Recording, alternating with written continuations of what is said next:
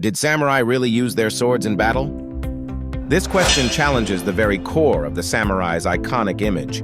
It was the dawn of a misty battlefield. The clinking of armor and the murmur of warriors filled the air.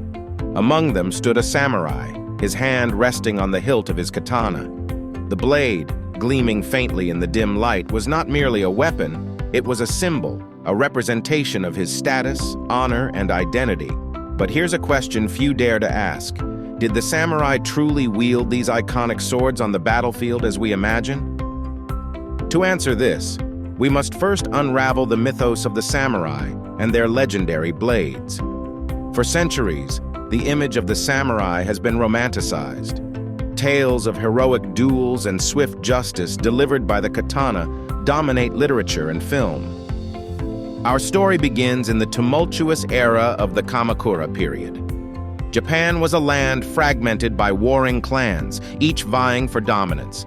The samurai class had risen to power, their loyalty sworn to their daimyo, or feudal lords.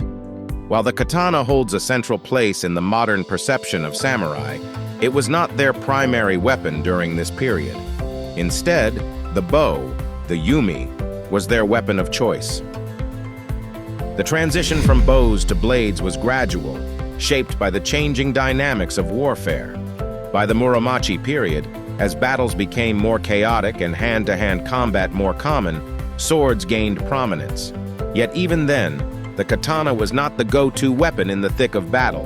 Instead, the yari, a type of spear, dominated the battlefield. The yari's reach and versatility made it far more practical than the relatively short katana.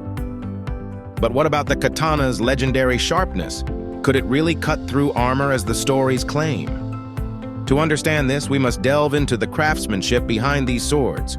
Forged by master swordsmiths like Masamune and Muramasa, katanas were indeed marvels of engineering. However, samurai armor, constructed from layers of lacquered plates and silk cords, was designed to withstand such attacks. A katana could inflict lethal injuries if it found gaps in the armor, but it was far from invincible. The Edo period brought an era of peace under the Tokugawa shogunate, and with it, a transformation in the role of the samurai. With no wars to fight, the samurai's katana became less a tool of war and more a symbol of their status. It was during this time that the sword came to embody the spirit of Bushido, the samurai code of honor. Yet, the story of the samurai and their swords does not end here.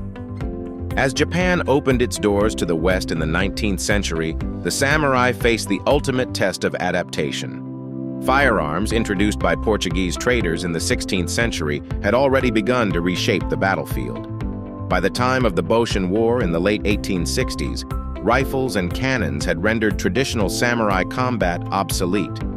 And yet, in the final battles of the era, there were still samurai who charged into gunfire, wielding their katanas with unwavering resolve. These acts, though often futile, were a testament to their indomitable spirit. The katana's legacy persisted long after the samurai's decline. During World War II, Japanese officers carried swords, often mass-produced imitations, as a nod to their warrior heritage. And today, the katana remains a symbol of Japanese culture, revered for its beauty and craftsmanship. But perhaps its greatest legacy lies in the lessons it teaches us about the samurai themselves.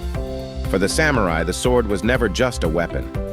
It was a reflection of their values: discipline, loyalty, and the pursuit of excellence. So did the samurai truly wield their katanas on the battlefield? The answer is both yes and no. While the katana played a role, it was but one of many tools in their arsenal. To focus solely on the sword is to miss the bigger picture: the adaptability, strategy, and resilience that define the samurai way of life. Their story is not just about weapons and warfare. It is a testament to the human spirit's capacity to endure and evolve. As we look deeper into the myths and truths of samurai combat, we must also consider their opponents and the realities of medieval Japanese warfare. Samurai often faced well-organized armies equipped with yari spears, naginata polearms, and later, firearms. These weapons, combined with strategic formations and the use of fortifications, meant that direct sword-to-sword combat was rare. Another aspect often overlooked is the psychological warfare employed by samurai. Before battles, warriors would engage in rituals, shout their lineage, and compose death poems, creating an aura of invincibility. This blend of physical and mental preparation highlights the samurai's holistic approach to combat, where the katana, though iconic, was but one part of their arsenal.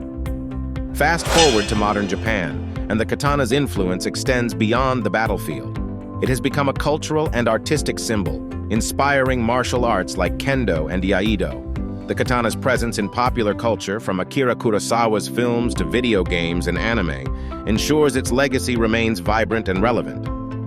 The samurai's journey and their relationship with the katana offers valuable lessons for us today.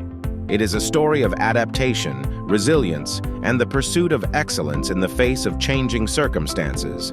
By understanding their history, we gain insights into not only a bygone era, but also the timeless values that can guide us in our own lives. In the end, the samurai's legacy is not confined to their swords or their battles. It lives on in their philosophy, their art, and their enduring spirit. And perhaps that is the greatest truth of all. The samurai's greatest weapon was not the katana, but the unwavering principles that defined their way of life.